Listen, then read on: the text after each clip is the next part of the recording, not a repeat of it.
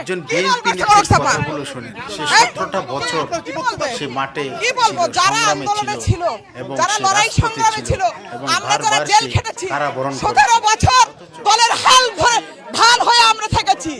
বগুড়ার রাজপথে, ঢাকার রাজপথে ছিলাম, অসংখ্যবার জেলে গিয়েছি, অসংখ্য বাংলাদেশের ভিতরে মহিলাদের ভিতরে সর্বোচ্চ মামলা খেয়ে সেই আপা একটু বলতেন নারী আসনের প্রত্যাশী। এখন ওই মহিলা কনক চাপা মহিলা গায়ে হাত দেওয়া যাচ্ছে। তার যুক্তি কনক হলো চাপা দলের কে? কি দল করছে কনক চাপা? হ্যাঁ? কি বলবো? যারা আন্দোলনে ছিল, যারা লড়াই সংগ্রামে ছিল, আমরা যারা জেল খেটেছি, 17 বছর দলের ঢাল হয়ে আমরা থেকেছি।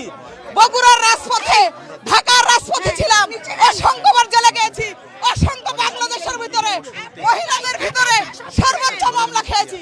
কনক চাপা এতদিন কোথায় ছিল? কনক চাপা এতদিন কোথায় ছিল? হ্যাঁ?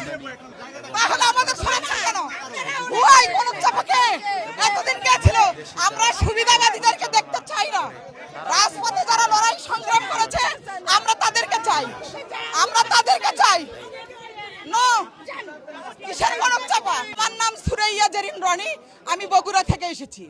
আমি বগুড়া জেলা এইসব বিএনপির বসন্তের সহসাংগঠনিক কুকিলদের সম্পাদক, জন্য মহিলা যারা দলের প্রকৃত জয়েন্ট সেক্রেটারি, রাজপথে কেন্দ্রীয় থেকে মহিলা দলের আমি দলের নির্বাহী জন্য সদস্য। কাজ 17 করে এবং বছর দলের দলের জন্য ঢাল হয়েছিলাম। তিতিক্ষা সংগ্রাম কনক এবং চাপাদের এমনকি বারবার খেপা না কারাবরণ মানে করে আপনারা তারা কনক চাপাকে নিয়ে উপেক্ষিত হয়। করতেছেন মানে এবং এই খেপছে তো বসন্তের আপনাদের কারণে। কুকিলরা কিসের কনক কিভাবে চাপা? এরকম কেন আপনারা কনক চাপার একটা জন্য আমাদেরকে সরে দিবেন? ঘাপটি মেরে থাকে এতদিন কই ছিল এবং কনক তারা চাপা? কিভাবে এতদিন কনক একটা চাপা দলের কোথায় কাছে ছিল? তারা কোথায় প্রকাশ্যে ছিল আসে, কনক চাপা? নির্লজ্জভাবে এসে কোথায় ছিল? কয়টা গোপন আন্দোলনে অংশগ্রহণ করেছে পদপদবি কনক চাপা? দাবি জবাব করে। দেন। অথচ আপনারা সাংবাদিক দেখা ভাইরা যায় তো জানেন। যারা দীর্ঘ জবাব সময় দেন, আমরা জবাব একটা চাই। দলের পিছনে কাজ এতদিন করে আন্দোলনে তাদের কই ছিল? ত্যাগ, আমরা তো তিতিক্ষা, দেখিনি। মেধা